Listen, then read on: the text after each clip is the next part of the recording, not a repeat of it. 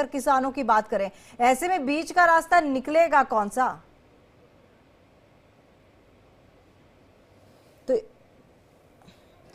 तो इस खबर पर हम बने रहेंगे। फिलहाल आंचल, आपका बहुत बहुत धन्यवाद तमाम जानकारी के लिए। महाराष्ट्र से बड़ी खबर आ रही है, महाराष्ट्र सियासत से जुड़ी बड़ी खबर। 4 दिसंबर को बीजेपी विधायक दल की बड़ी बैठक होगी, सूत्रों के हवाले से खबर। और बैठक में विधायक दल का नेता चुना जाएगा, ये सूत्र बता रहे हैं। विधायक दल का नेता ही सीएम कैंडिडेट होगा। 4 दिसंबर को बीजेपी विधायक दल की बैठक है। बैठक में विधायक दल का नेता चुना जाएगा और जाहिर सी बात है, जो विधायक दल का नेता होगा वही सीएम कैंडिडेट भी होगा। और जैसा कि सूत्र बता रहे थे, 5 तारीख को शपथ ग्रहण समारोह भी होगा, यानी कि 4 दिसंबर का इंतजार अभी और करना होगा। 4 दिसंबर को बैठक। हमारे साथ फोन लाइन पर हमारे सहयोगी अभिषेक शर्मा जुड़ चुके हैं। अभिषेक, एक के बाद एक दिन बढ़ता जा रहा है, हफ्ते से ऊपर हो गया, अब 4 दिसंबर का मुहूर्त निकल गया है क्या? बिल्कुल, देखिए ये तो बात तय हो चुकी है कि 5 दिसंबर को मुहूर्त निकला है। 5 दिसंबर को बिल्कुल शपथ समारोह होगा, लेकिन उसके पहले विधायक दल का नेता कौन चुना जाएगा, इसको लेकर मीटिंग, सही कहा आपने कि इसका लगातार मुहूर्त अब तक नहीं निकल पा रहा है। लेकिन अब जानकारी मिल रही है कि 2 या 3 को, यानी आज और कल में मीटिंग होनी थी, वो मीटिंग लग रहा है 4 को टल गई है। जो जानकारी सूत्रों द्वारा मिल रही है, 4 को मुंबई में पर्यवेक्षक आ सकते हैं और 4 को ही फैसला हो जाएगा। क्योंकि 2 चीजें इसमें है कि देखिए, पर्यवेक्षक का नाम जो जानकारी मिली सूत्रों द्वारा कि आज तय हो जाएगा पर्यवेक्षक मुंबई में कौन आएंगे बीजेपी तरफ से। उसके बाद 4 को मीटिंग होगी दोपहर के आसपास और उसी दिन फैसला ले लिया जाएगा कि कौन सीएम बनने जा रहा है, महाराष्ट्र का कौन नेता बनेगा, जो अब तक जानकारी मिली। यानी कल और आज में जो मीटिंग होने वाली थी वो मीटिंग अब नहीं हो रही है, अब 4 को मीटिंग होगी, जो सूत्र बता रहे हैं। क्या ये कुछ संकेत दे रहा है क्या अभिषेक? क्योंकि आज मीटिंग थी कहा जा रहा था और अब ये मीटिंग जो है वो पोस्टपोन हो गई है।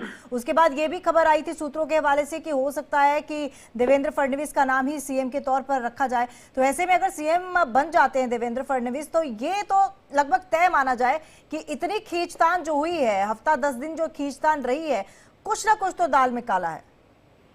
अब बिल्कुल देखिए, कुछ तो बात बिल्कुल सही कहा आपने, कुछ तो बात है। जैसे आप अगर एकनाथ शिंदे की बात करें या फिर अजित पवार की बात करें, उतने वो विरोध नहीं कर सकते बीजेपी के सामने, क्योंकि बीजेपी जिस तरीके से मजबूत स्थिति में है महाराष्ट्र में, उतने विरोध वो नहीं कर सकते। उन्हें पता है एकनाथ शिंदे अगर साथ में नहीं आते तो सरकार महाराष्ट्र बन जाएगी, मान लीजिए अगर नहीं आते हैं तो इस स्थिति में बिल्कुल सही कहा आपने कि कुछ तो बात है।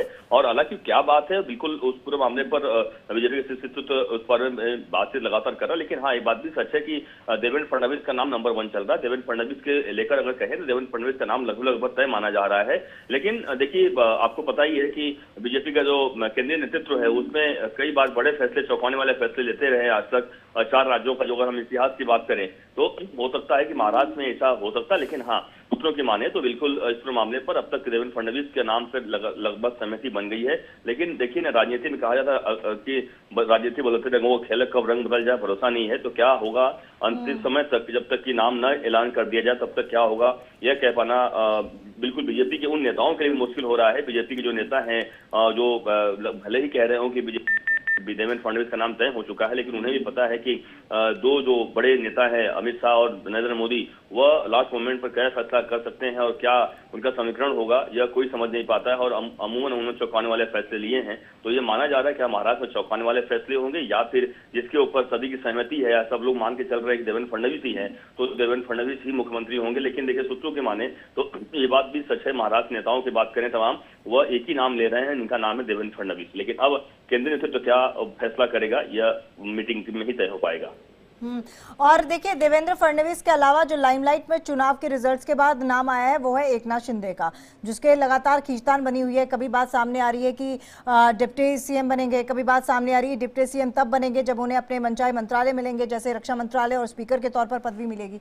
ऐसे में एकनाथ शिंदे को जो लेकर खींचतान चली हुई है, हालांकि ये चांसेस बहुत कम है कि उनकी नाराजगी झेलनी पड़ सकती है महायुति को, लेकिन फिर भी उनको खुश करने के लिए, उनको संतुष्ट करने के लिए ये कवायद तो नहीं हो रही है?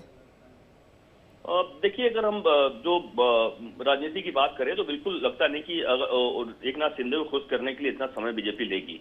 क्योंकि आप समझिए कि बीजेपी से बताया कि 132 की स्थिति, 132 उनके पास खुद के एमएलए हैं, 5 इंडिपेंडेंट एमएलए ने यानी निर्दलीय जो विधायक होंगे समर्थन कर दिया, यानी बीजेपी की संख्या हो चुकी है 137।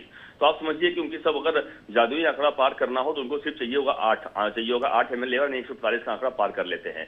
तो उस स्थिति में अगर मान लीजिए एकनाथ शिंदे नहीं आते हैं साथ में, सपोज अगर मान लीजिए लीजिए अगर जो चीजें चल रही हैं, तो अजित पवार उधर बैठे हैं। अजित पवार आप देखिए, अजित पवार का कोई विरोध नहीं है, वो लगातार कह रहे हैं कि बीजेपी, और उन्होंने पहले से अनाउंसमेंट कर दिया है कि हमको देवेंद्र फडणवीस को सपोर्ट है। तो इस स्थिति में बीजेपी चलिए अभिषेक, महाराष्ट्र पर आपकी नजर बनी रहेगी और